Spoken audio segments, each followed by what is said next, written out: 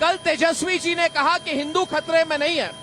तेजस्वी यादव ने कहा कि हिंदू खतरे में कैसे हो सकते हैं, प्रधानमंत्री हिंदू है।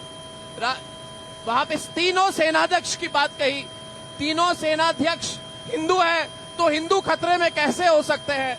तो अगर ऐसी बात कहे, इसका राजनीतिक प्रभाव क्या होगा और ऐसी बातें क्यों कही जा रही है, जब आम राय है कि अगर पोलराइजेशन हो जाए तो इससे भारतीय जनता पार्टी को फायदा होगा।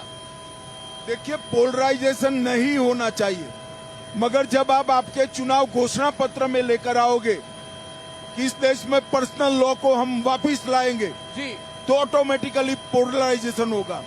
अगर आप लेकर आओगे कि धारा 370 वापस लाएंगे, ट्रिपल तलाक वापस लाएंगे, आप अगर वोट बैंक की पॉलिटिक्स करते हो, आप राम मंदिर के प्राण प्रतिष्ठा में नहीं जाओगे वोट बैंक के डर से, पोलराइजेशन करने के लिए, तो दूसरी और भी पोलराइजेशन होगा।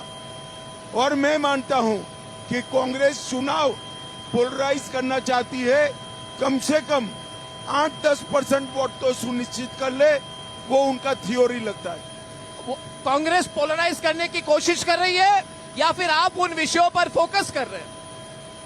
देखिए, एक बात बताइए अर्णव जी, कांग्रेस पार्टी अपने घोषणा पत्र में पर्सनल लॉ वापस लाने की बात करेगी तो हमें ये उठाना चाहिए या नहीं उठाना चाहिए? ये हमारा राजनीतिक पक्ष से नाते दायित्व है कि जनता को हम बताएं कि अगर आएंगे तो ये देश सरिया के आधार पर चलाएंगे। क्या कहना चाहती है कांग्रेस पार्टी? पर्सनल लॉ एक पंथ निरपेक्ष देश के अंदर किस प्रकार से आ सकता है?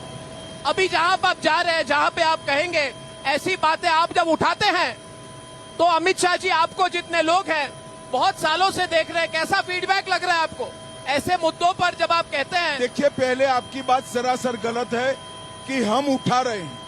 अगर कांग्रेस पार्टी अपने घोषणा पत्र में न रखती तो हम उठा सकते थे क्या? तो मूल चीज उन्होंने अपने घोषणा पत्र में पोलराइजेशन करने के लिए इसको रखा है।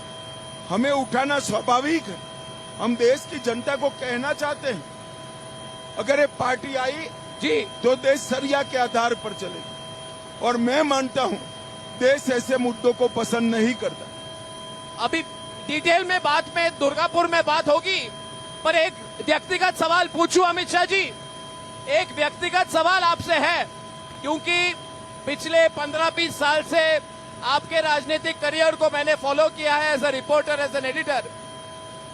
क्या इस बार प्रेशर ज्यादा है आप पर?